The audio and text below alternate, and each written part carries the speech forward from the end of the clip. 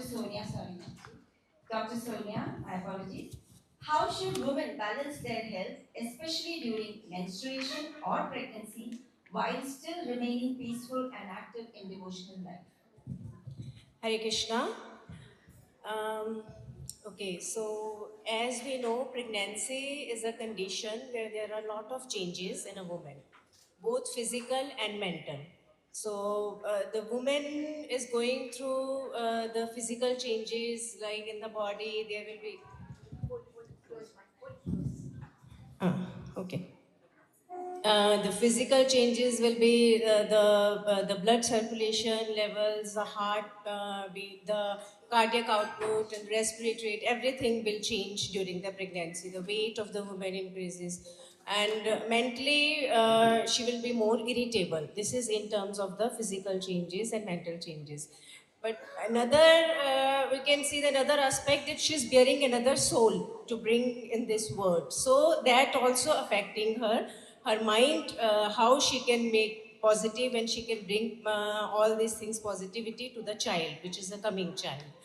So during pregnancy, she has to be devotional, but at the same time, she's more irritable because of the hormonal changes.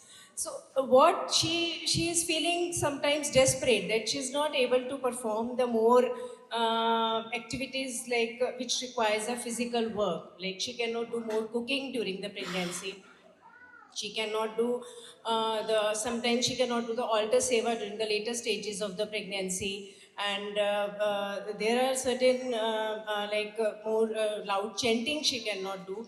But the thing is that she can do the other things. She can do the other things which can keep her calm. She can do the listen the kirtana. She can like Srila Prabhupada's lecture. She can listen to the Hare Ram, Hare Krishna Mahamantra during that time, because that will bring the positivity inside her and also to the upcoming soul.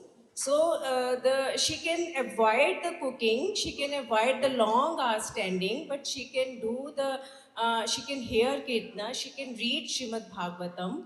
As we know from the Bhagavatam, there are the certain the stories like Abhimanyu and Maharaj Prahlad. They all learn from the mother's womb.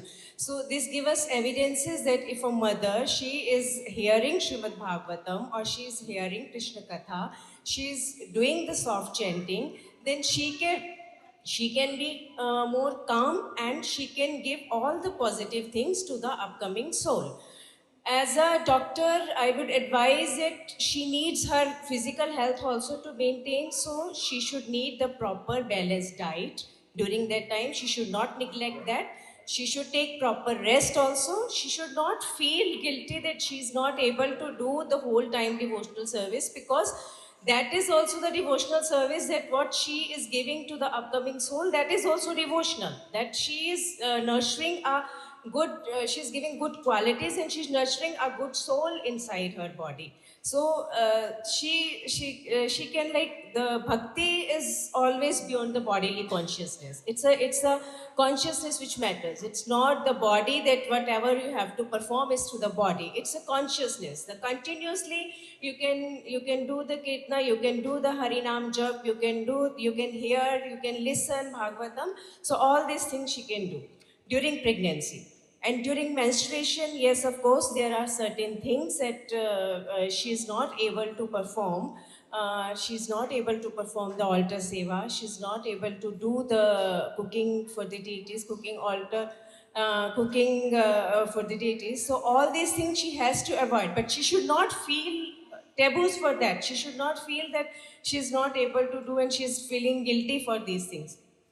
These are just to maintain the cleanliness of the temple standards. So during menstruation also, she can do the slow chanting, she can hear the Krishna Katha, and she can hear the Srila Prabhupada's lectures, and she can be peaceful and do the devotional services. Thank you.